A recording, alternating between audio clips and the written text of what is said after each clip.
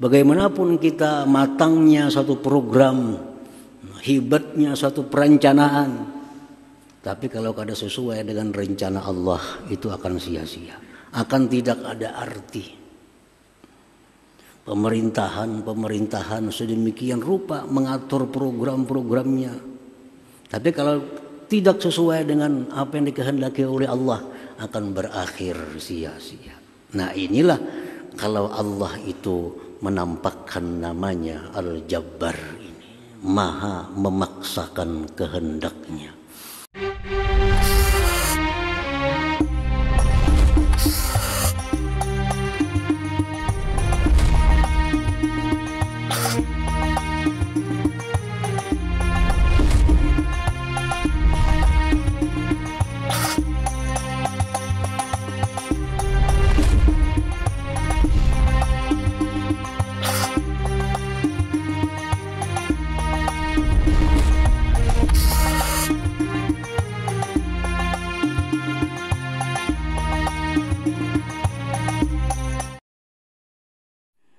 Bismillahirrahmanirrahim.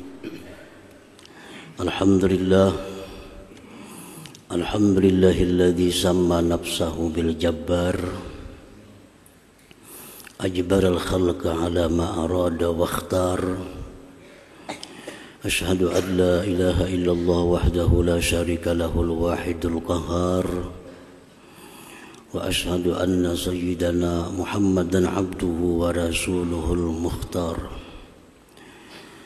Allahumma salli wa sallim wa barik ala sayyidina Muhammadin akhyaril akhyar wa ala alihi wa sahbihi wa zurriyatihi wa atba'ihi al-abrar, amma ba'd. Al-mukarramun wal muhtaramun ma'asyiral habaib wal ulama,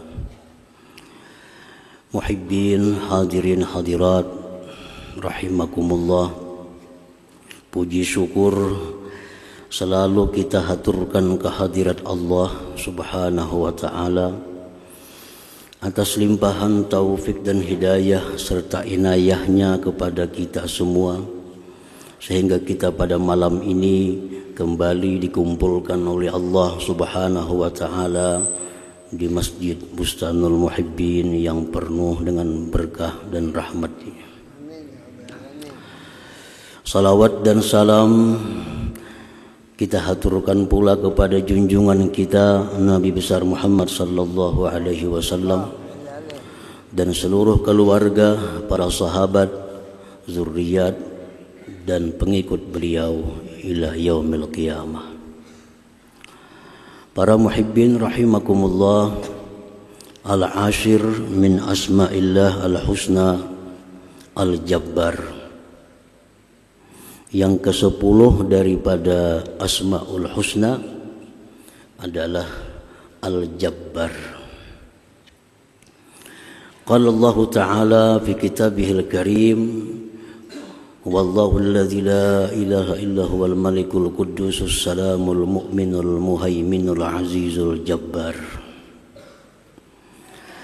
Yang artinya dialah Allah yang tiada Tuhan selain Dia, yang maha raja, maha suci, maha selamat, maha mengamankan dan maha mengintai, maha mulia, Al-Jabbar dan maha memaksa. Al-Jabbar menurut sebahagian para ulama, huwallazi yunaffidhu masyiatahu ala sabilil ijbar fi kulli wahid wa la tanfudhu bihi masyiatu ahad. Makna Al-Jabbar itu adalah Tuhan yang meluluskan kehendaknya atas jalan memaksa pada tiap-tiap sesuatu, dan tidak bisa lulus pada Tuhan itu kehendak seseorang. Nah, itu Al-Jabbar, artinya yang maha memaksakan kehendak. dan tidak bisa sampai kepada Allah itu kehendak siapa jua pun. Yang terjadi itu adalah pasti merupakan kehendak daripada Allah Subhanahu wa ta'ala. Maha memaksakan kehendak, Al-Jabbar. Di dalam Asarul Qudsi Allah Subhanahu wa ta'ala berfirman, anta turid wa ana urid wallahu yaf'alu ma yurid. Artinya engkau itu bisa berkehendak. Engkau bisa berkehendak itu ini. Dan aku pun bisa berkehendak. Dan hanya kehendakku jualah yang terjadi itu. Nah, para muhibbin hadirin hadirat yang dimuliakan Allah. Jadi kehendak kita itu bisa terjadi, bisa sesuai dengan apa yang kita harapkan apabila bersesuaian dengan kehendak Allah Subhanahu wa ta'ala. Kalau hanya sebatas kehendak kita dan tidak sesuai dengan kehendak Allah, bagaimanapun kita berjuang, bagaimanapun kita berusaha, maka itu ujungnya adalah sia-sia. Ujungnya sia-sia. Banyak pelajaran dari Allah Subhanahu wa ta'ala di dalam kitab suci Al-Quran tentang pemahaman daripada nama Allah Al-Jabbar. Salah satu di antaranya adalah kisah Fir'aun. Suatu malam Fir'aun ini bermimpi. Ada seorang laki-laki yang akan lahir dan akan meruntuhkan kerajaan Fir'aun. Dalam mimpinya itu, dalam mimpi Fir'aun itu akan ada anak yang lahir, yang dia itu anak nantinya meruntuhkan kerajaan Fir'aun. Begitu Fir'aun bangun dari tidurnya, Fir'aun mengumpul menteri-menterinya. Dibikin satu perintah ke seluruh penjuru negeri Mesir. Mulai malam ini siapa ada yang melahirkan anak laki-laki dibunuh. Nah, ini kehendak Fir'aun untuk menjaga kelestarian kerajaannya. Jadi mulai hari itu siapapun ada perempuan di negeri Mesir yang melahirkan anak laki-laki itu dibunuh. Untuk menyelamatkan kerajaan Fir'aun tadi. Jadi ada sana anak laki-laki lahir dibunuh. Ada di ujung negeri berita anak laki-laki lahir dibunuh. Nah, dengan ini Fir'aun berharap, berkehendak supaya kekuasaannya itu bisa terus-menerus. Tetapi itu kehendak Fir'aun. Kehendaknya Fir'aun. Tidak sesuai dengan kehendak Allah. Ternyata laki-laki yang menghancurkan kerajaan Fir'aun itu justru laki-laki yang ada di istana Fir'aun itu sendiri, yang diasuh Fir'aun sejak kecil, yaitu Nabi Musa alaihissalam. Dikira orang jauh-jauh bakal menyerang, sekalinya orangnya diingun sudah di rumah. Orangnya diingun, dijaga, dipelihara, dibesarkan. Iya Nabi Musa alaihissalam. Itu kehendak Allah. Bagaimanapun kita matangnya satu program, hebatnya satu perencanaan, tapi kalau kada sesuai dengan rencana Allah, itu akan sia-sia, akan tidak ada arti. Pemerintahan sedemikian rupa mengatur program-programnya, Tapi kalau tidak sesuai dengan apa yang dikehendaki oleh Allah, akan berakhir sia-sia. Nah inilah kalau Allah itu menampakkan namanya Al-Jabbar ini, maha memaksakan kehendaknya. Nah, hadirin hadirat yang dimuliakan Allah, dalam Al-Quranul Karim dikisahkan lagi bagaimana rencana program saudara-saudara Nabi Yusuf alaihissalam untuk melenyapkan Nabi Yusuf. Nabi Yusuf dibawa dengan izin ayahnya sendiri untuk berburu. Nah, sampai di hutan, Nabi Yusuf dimasukkan ke dalam sumur supaya mati. Nah, begitu pulang ke rumah, saudara-saudara Nabi Yusuf ini melaporkan kepada ayahnya bahwa Nabi Yusuf dimakan serigala.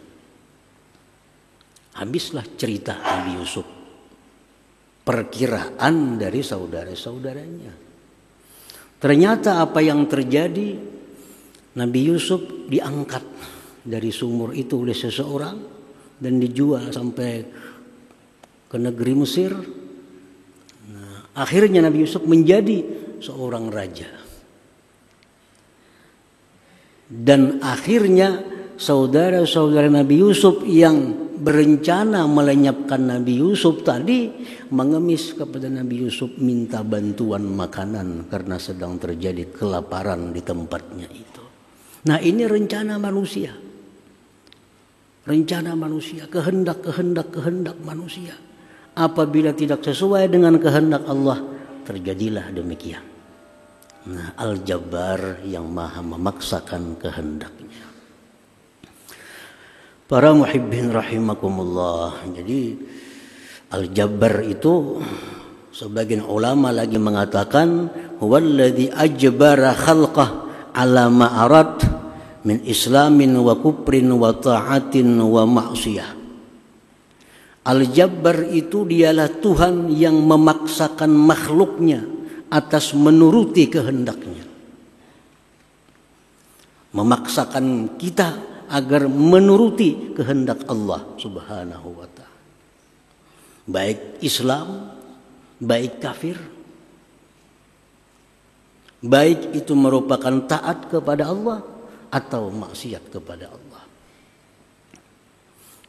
Bilal bin Rabah, sahabat besar Nabi kita sallallahu alaihi wasallam. Nah, Bilal ini pada awal mulanya merupakan seorang budak, seorang hamba sahaya miliknya Umayyah bin Khalaf. Umayyah ini berkehendak agar Bilal ini jangan beriman kepada Nabi Muhammad sallallahu alaihi wasallam. Dengan macam-macam cara tuannya si Bilal ini dirayu, dibujuk, diancam, sampai disiksa. Tetap Bilal mengatakan tiada Tuhan selain Allah. Dan akhirnya Bilal diselamatkan oleh Abu Bakar Siddiq radhiyallahu anhu dan menjadi seorang sahabat Rasulullah sallallahu alaihi wasallam. Nah, ini kehendak Allah. Allah menghendaki Bilal ini orang Islam. Allah menghendaki Bilal ini orang yang mulia. Bagaimanapun kehendak tuannya, kada akan terjadi. Demikian cara dibujuk langsung, dibujuk pakai perantara, dirayu segala macam, diancam, bahkan hendak dibunuh. Keyakinan Bilal sedikit pun tidak berubah. Kenapa sebabnya? Karena Allah telah menghendaki Bilal ini musliman, seorang muslim. Nah, jadi rencana-rencana ini gagal total kalau sudah tidak sesuai dengan rencana Allah, dengan kehendak Allah Subhanahu wa ta'ala. Hadirin hadirat yang dimuliakan Allah, Yasir lagi contohnya, dan istrinya Sumayyah. Ini orang-orang yang dikehendaki Allah Islam, disiksa, bahkan sampai dibunuh kedua-duanya. Sedikit pun tidak bergisir daripada iman Islamnya. Yasir dibunuh, Sumayyah istrinya pun dibunuh oleh Abu Jahal. Tetap tidak meninggalkan keislamannya. Nah demikianlah kalau sudah Allah menghendaki seseorang itu muslim, siapapun tidak akan bisa menggodanya, siapapun tidak akan bisa merusak imannya. Karena Allah itu Al-Jabbar, Allah maha memaksakan kehendaknya itu.